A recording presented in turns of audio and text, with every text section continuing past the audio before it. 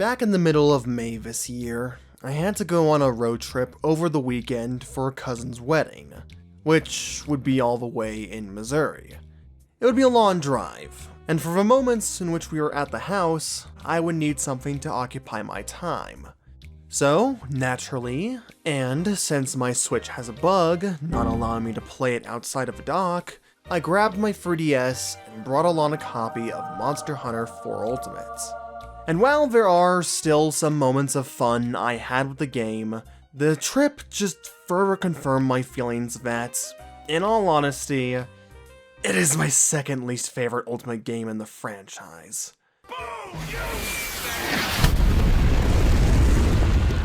I could go on and on about how I felt with the endgame difficulty, how brutal and unfriendly many of the monsters are in solo play, the mindless, broken power of mounting, the weapon balancing, or the slog of Guild Quest grind. But I won't. Rather, what I will do is talk about one specific element for you that I feel represents many of my qualms with the game.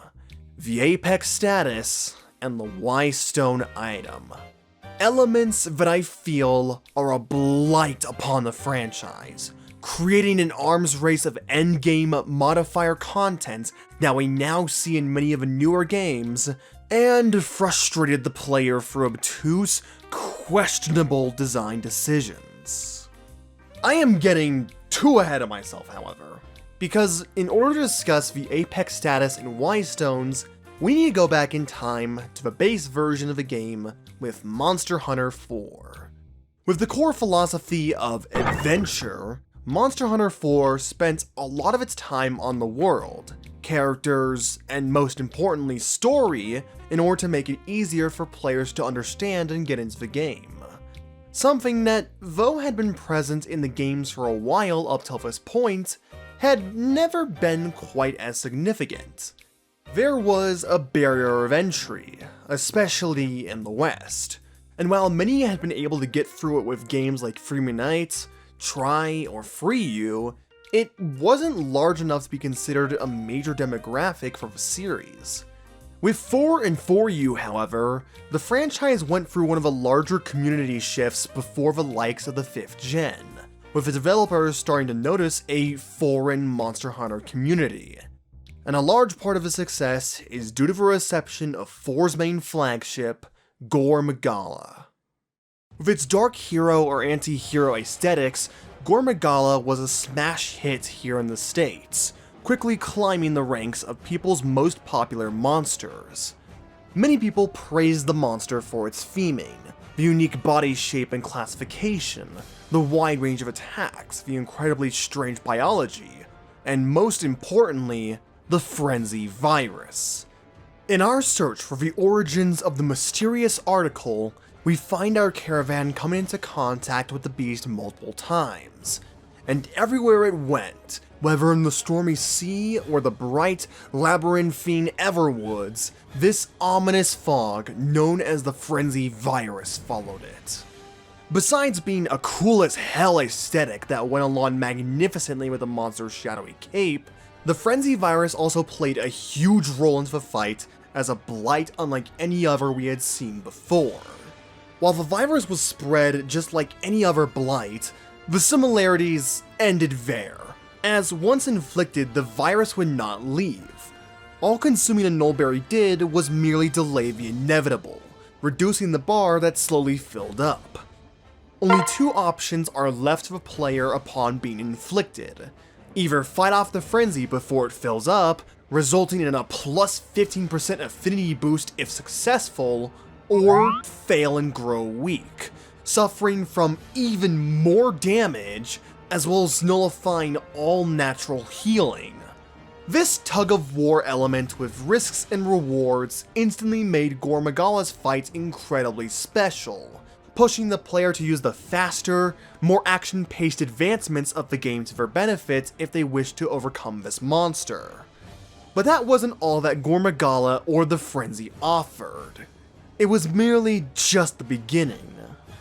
Before long and after its defeat, we find other monsters in the Kafar region beginning to act strange, suffering from a darker, purple pigmentation as they exhale clouds of frenzy from their mouths, eyes alight red with savagery.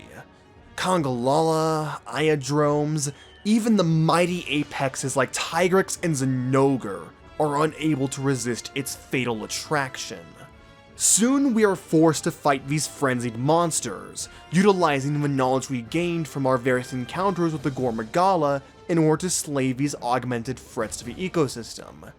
But despite our best efforts, the spread continues. And with every monster that has the frenzy, more get infected, either spreading it even further or dying off in a matter of days. Ecosystems are close to facing an irreversible plunge down into extinction if the source of the spread isn't stopped once and for all. Thus begins the final battle of Monster Hunter 4's story, with the Shigaru Magala, taking everything you've learned from Gormagala, the frenzied monsters, and your whole journey as you face off against an even stronger and structurally different Gormagala. This combination of enticing, intricate, well-crafted gameplay, and simple but well-developed story allowed for the Gormagala to climb high into the stratosphere of monster popularity, becoming one of the most popular monsters in the whole franchise even a decade later. Not only that, but the general reception to the mechanic and story would encourage Capcom to experiment with a stronger focus on story drama in future games, as well as a new endgame monster status in every game since then.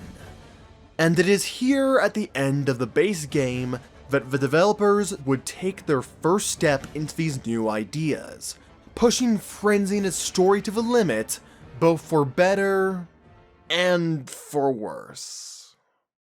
A year later, on the 11th of October, Monster Hunter 4 Ultimate was released in Japan, with a Western release on the 13th of February in 2015, or the 14th for those in Australia, marking the first step into the 4th generation for people outside of the East.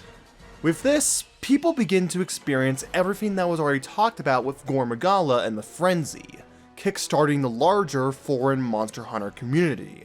But Monster Hunter 4 Ultimate also had a few surprises in store owing to its existence as an expansion game, such as a follow-up to 4's base story in the High Rank Village.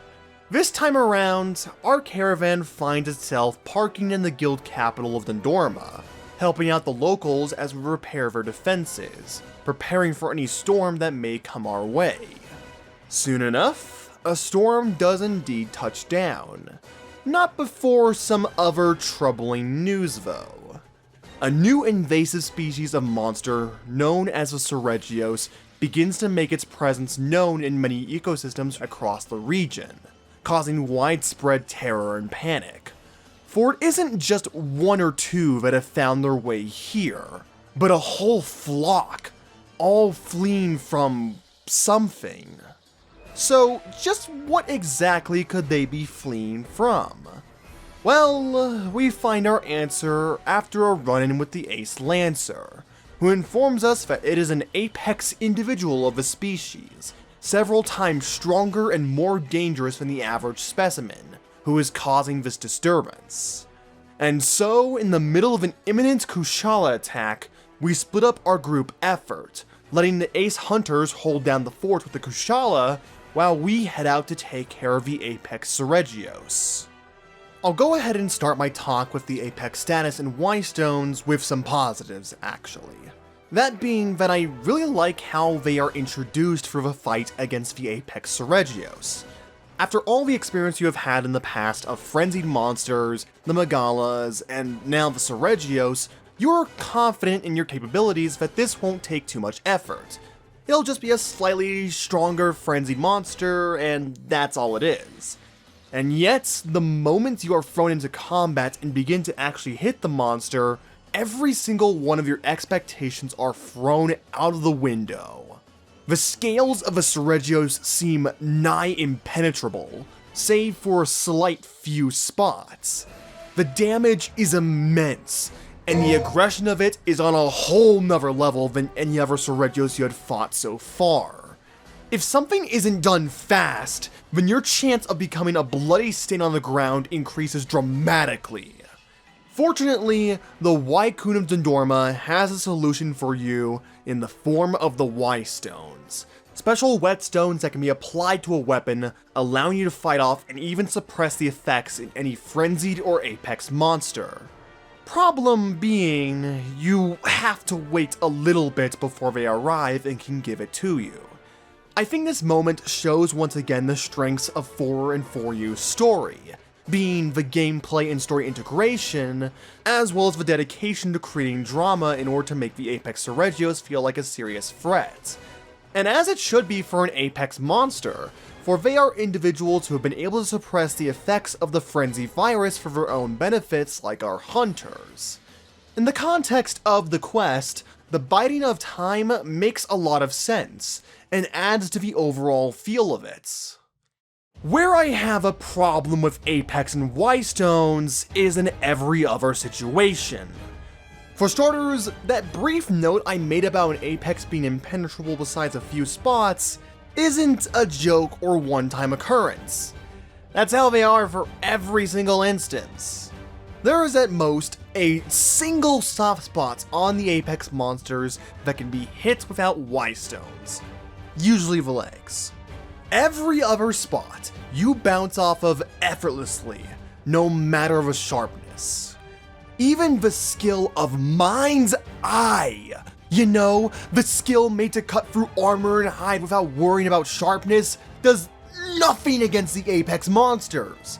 Apparently, they just have a level of armor that goes beyond any other monster, even Elder Dragons. Why? Because Frenzy virus, son.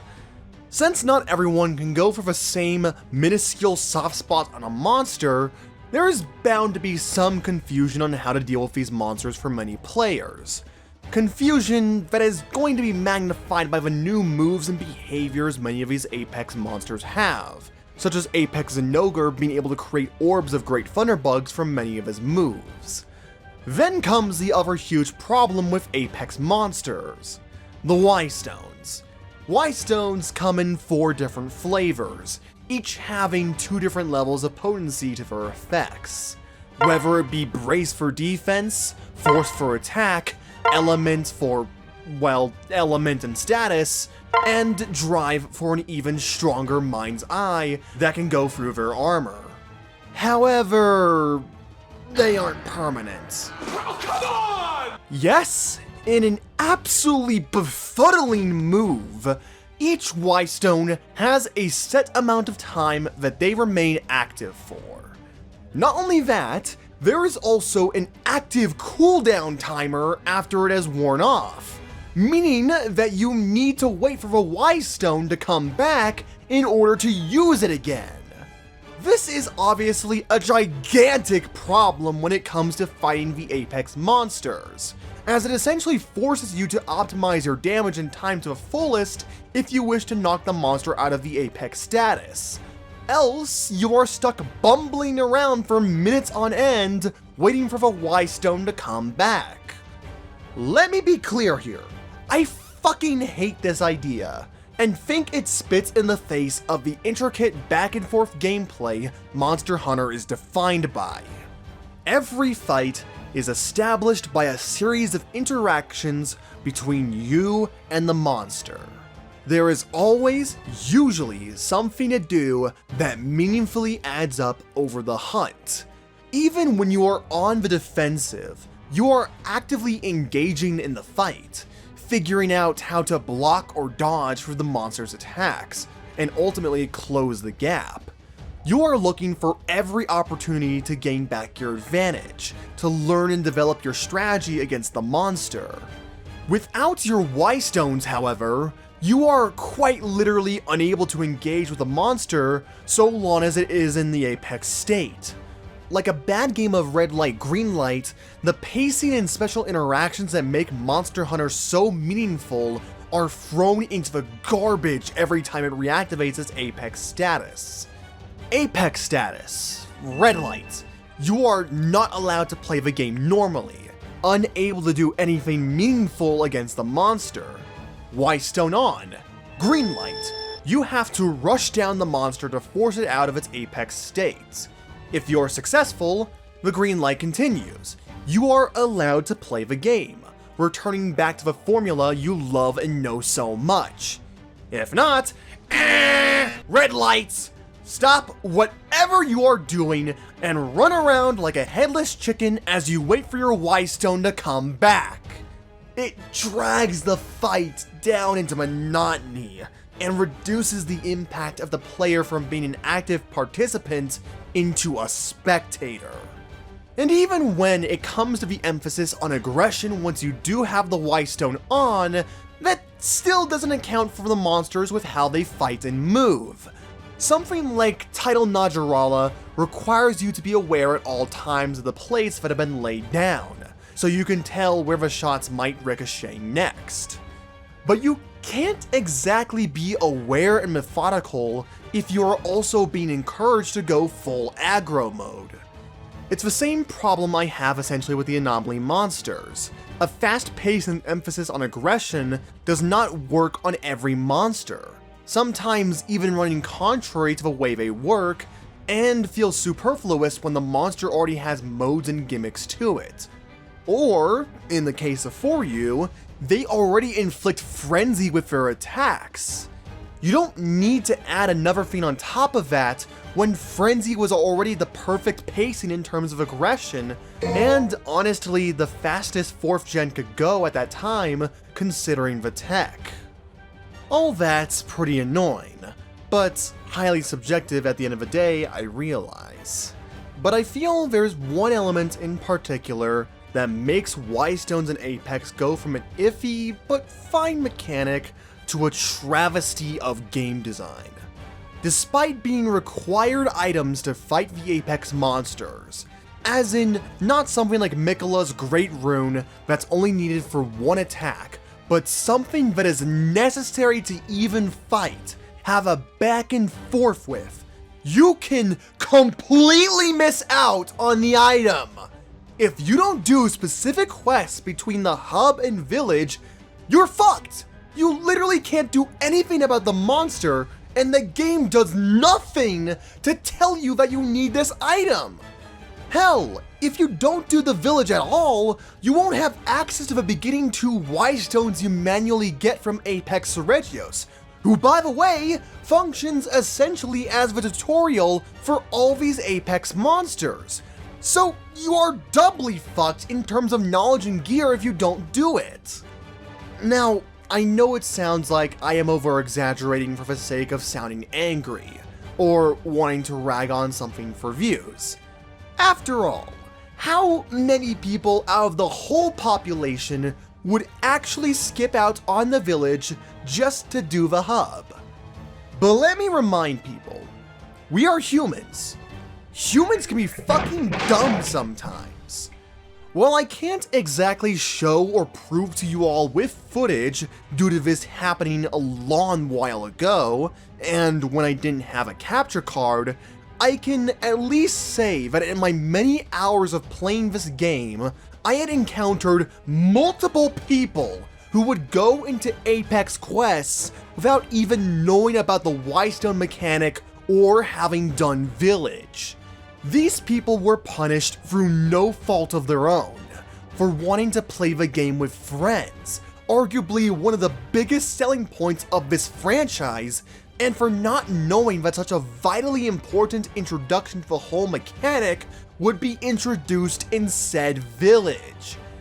This isn't like Iceborne Elatrion where there were numerous signposts littered around the whole monster both in and out of the game telling players to use element weapons. This is a mechanic that was kept very well hidden, having little to no information online prior to the game's release from what I can tell, with no signs out in front of the Apex monster telling you that you need this item, and was also at a point in time where there was a separation between village and hub, meaning that people had little expectation for something like this to be used and missable. Even if it might not have been everyone, the fact that this is something that can and has happened to a few people and is an oversight in the game design is just unforgivable to me. Of course, at the end of the day, I know a lot of people will not agree with me in the slightest, considering that 4U is often considered the golden child of the franchise, a game that could do no wrong, being a source of memories for many, and for advancing the series forward in many elements that can be seen even now. And that's fair enough. I don't expect people to agree with everything I say.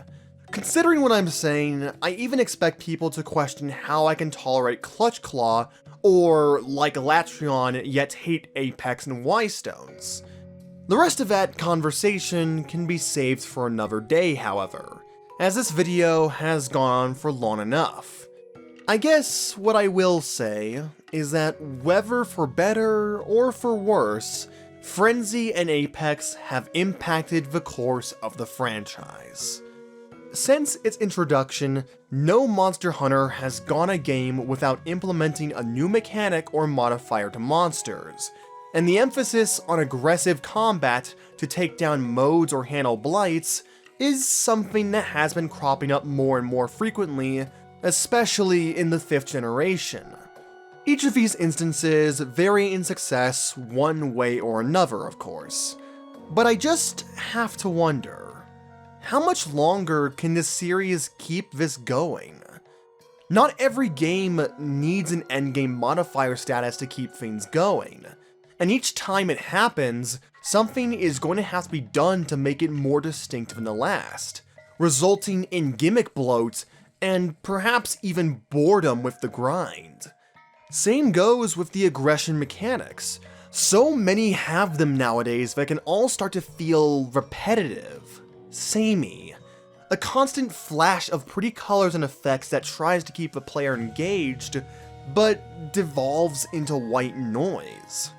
Will Wilds further exasperate this exhaustion, this constant push for aggressive gameplay and endgame modes, or will it actually break free and give us a change of pace? Only time can tell, I suppose. As always, feel free to let me know in the comment section down below what your thoughts on Apex and the Wystones are, as well as if this mechanical push is sustainable in Monster Hunter's future. I'd like to hear what your thoughts are on all this, as I find it to be incredibly interesting and thought-provoking. Plus, it allows for me a broader perspective on the issue that I cannot do on my own. With all that being said, I have been the Monarch of Dragons, and I hope you all have a fantastic day / night wherever you live. Peace and coolest faults.